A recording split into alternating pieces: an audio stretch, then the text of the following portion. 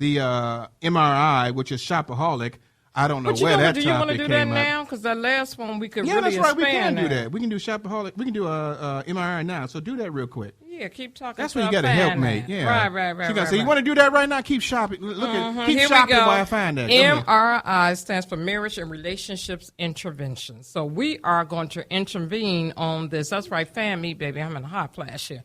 Okay, the diagnosis this week is shopaholic, a person with a compulsive buying disorder. The prognosis is shopping addiction, and the results is no control over their behavior. Now, this might seem lighthearted, but when I was doing the research, this is detrimental to relationships and marriages, because when you got two different people and one has an addiction, and that addiction usually means shopping, there go your finances. Stuff is not getting paid. Stuff is not being saved. And so what usually happens, don't look at me like that's me. No, I mean, I'm just laughing because I'm like, this is the first time that Troy and Tangela actually seen the crazy side of me. Oh, and, okay. Well, he just crazy for real. When I heard shopaholic, I just said AKA woman. So I'm just thinking that because most men, I don't really, you want to look at statistics.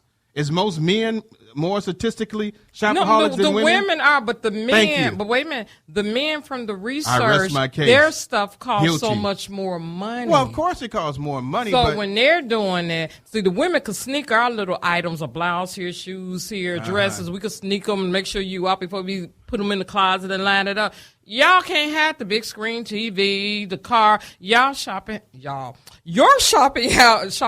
idea is from sometimes the fine clothes, because a suit for a man with a nice suit, it's like, dude, I just bought 3 dresses under $100. But with men, it don't go that way. And so basically what you're talking about with shopaholic, what are you saying the prognosis is what? The prognosis is a shopping addiction. Addiction. Addiction. Addiction. Yeah, I can tell you don't even know what it is. Because I don't do it. Because you're a shopaholic. I don't do it.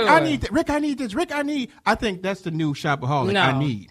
Just men just hear that all the time, the shopaholic. But one of the problems you do have a lot of times with people, they will try to, as they say, stay up with the Joneses and buy things all the time. And you've got to be able to look at your finances on a serious note, that you don't, overspend what you can afford.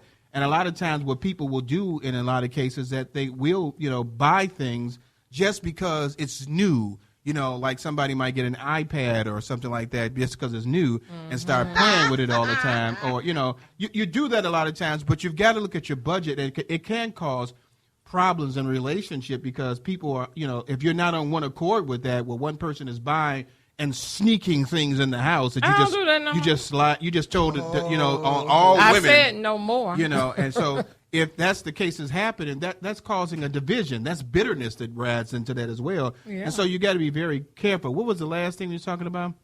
The results are no control over their behavior. Right. And so that's what you've got to have, just the control of your behavior. I haven't heard Tracy say anything, so you must not be a shopaholic. You're not an addict? I am not. I mean, and if I do shop, it's generally a gadget. And because I just don't have any money, it usually takes me all year to save up for that iPad. That $1,500 thing that she got over there that that I've been trying to take home ever since she got it. Yeah. No, I am not a shopaholic though. Yeah. Okay. What you get? I got this. Different types of shopaholics. You got the compulsive shopaholic who shop when they are feeling emotionally distressed. More women do that. The trophy shopaholics. If you big time and balling, you got the money, why not? Shopaholics who want the image of being a big spender. The bank rob shopaholic. The fakes. You living beyond your means, so you're going to try to keep up with the Joneses, you said. The bargain seekers who purchase items they don't need. I used to do that. I used to. Tell the truth, shame the devil. devil. Bulimic shoppers who get caught in a vicious cycle of buying and returning. Don't do that. Collectors who don't feel complete. Now, the signs of this is the ones that always have the clutter in the house. They buying the stuff, they hiding it. They, it's still in the trunk of the car, praying that the spouse don't see it. It's hidden in the closet. That was my past. This is not me now. But that's basic. Shut up, Rick. You shaking your hand. Right. I'm gonna tell you something. Companies like eBay was invented by the fact that people buying too much, being shopaholics, because they could sell. So there's so many things that they allow people to resell their stuff. Like phones and stuff like that. I mean, because people just constantly keep on buying it, and you can get in a lot of trouble with that, and it can cause some problems in your relationship. So The MRI today for all you shopaholics is just this. Stop it. Please do, because it's causing a lot of divorces. That's what caught my attention. And then what did you get the percentage of how many divorces that caused? It's about 30%, but that's just when someone say shopaholic for a divorce, you're like, really? And that's just financial problems and stuff. Yeah, and it can ruin a relationship. So again, just think about yourselves and see if you can afford something. A lot of times when you buy certain things, we buy because we want it. But it should be, make sure that both of you all agree that this is something that you need. It's okay that you buy some things just out of want, but don't get it to the point where want becomes more that you say that you need something that you really don't, because now you become a shopaholic, and they got a Shopaholic Anonymous and things like that too, don't they? Yeah, they do. I didn't get none of the numbers though, but if y'all need it, don't worry about it. Brenda's going to a couple of them already. Just give them the ones you chips. Go to. She got some chips. Yeah, you just tell them the ones you go to. My name is Brenda F. McCain, and I am a shopaholic addict.